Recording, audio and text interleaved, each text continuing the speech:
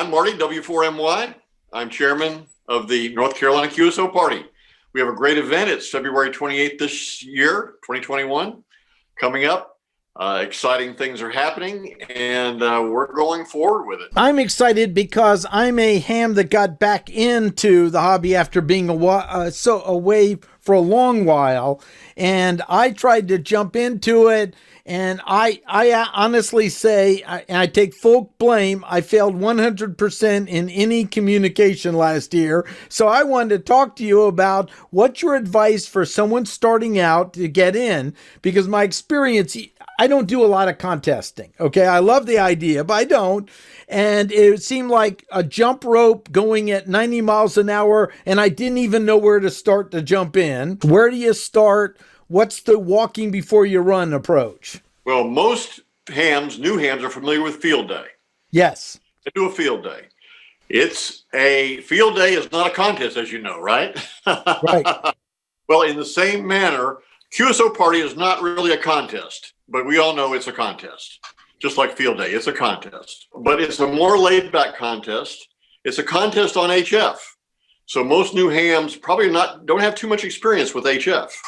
So it is primarily on the HF band. So my suggestion, if you've never participated in the QSO Party, which is a contest like field day, then hook up with some ham that is good with HF, an experienced ham, your Elmer, maybe somebody that you know, a group, a club. A lot of clubs have group efforts, and they do it just like kind of field day, except you're not outside and everything. You have a regular station, but it's still, you have the group in the community.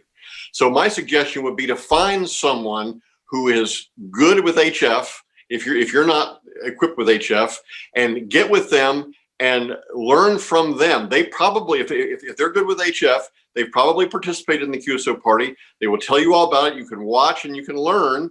And you'll feel like it's very much your experience at field day. I think that's a great idea, and they might even be able to do it virtually, or at least sit 6 feet behind them in our new COVID world right now. But right. I think the concept is maybe put out on net that is anyone doing it? I'm new. Would anyone be willing to mentor me in how to get on it or let me watch? I think that's a fantastic idea. Or, in the North Carolina Amateur Radio Operator, thanks to you, I'm going to post something in that group to say, is anyone willing to mentor someone in this? Because we have over 1,000 members, North Carolina hams in it. If push comes to shove and you're not able to find anybody, email me. Okay, great. Well, we'll put in contact. Just click the link, ask a question on the NCQP website at ncqsoparty.org. You find all the information you find there, and email me. I will personally put you in touch with somebody.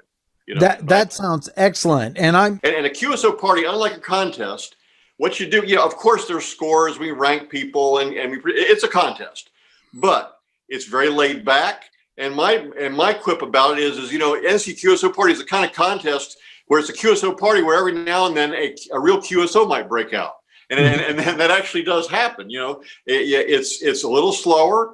If you make a mistake, don't worry about making a mistake. Lots of mistakes are made. It's okay. Don't worry about it.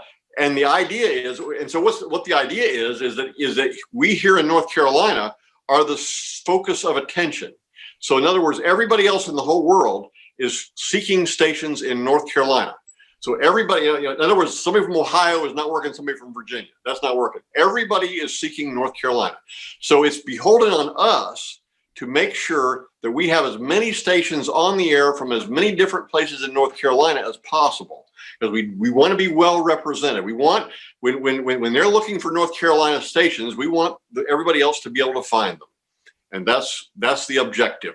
Every state has their own QSO Party. You'll find, you look them up, all the states have one, but ours is February the 28th between 10 a.m. Sunday, February 28th, 10 a.m. to 8 p.m. during that whole time. And during that time, everybody in the world, and when I'm in the world, I mean that literally. There are people from Czechoslovakia, from England, from South America. We have lots of stations, including lots of stations from North America. Canada is well represented. So we have people from all over the place. And that's why we have to be on HF, because obviously HF is the band that is going to be able to put us in communication with all these distant places in the world. Well, I want to really thank you because clearly there's a lot of work in scoring this and maintaining the website and getting it going. So I just want to put kudos out to all the hams. There's people don't realize how many people volunteer of their time in this hobby so that others of us can have fun and the world really. So this is our chance for the world to want to reach out and touch someone in North Carolina, right? Well, that's exactly how many right. times does that happen, right? It happens once a year on the last Sunday in February. That's excellent. Well, this was terrific. And if you'll just close with any thing you want people to know, but the website I'll put below as well. Right, yeah. Make sure you link that. Yeah, make sure you go to that website and check it out. It's really great. Excellent. Thanks again. This is KI4CFS Martin and W4MY Marty in Irwin, North Carolina, 73. Yay.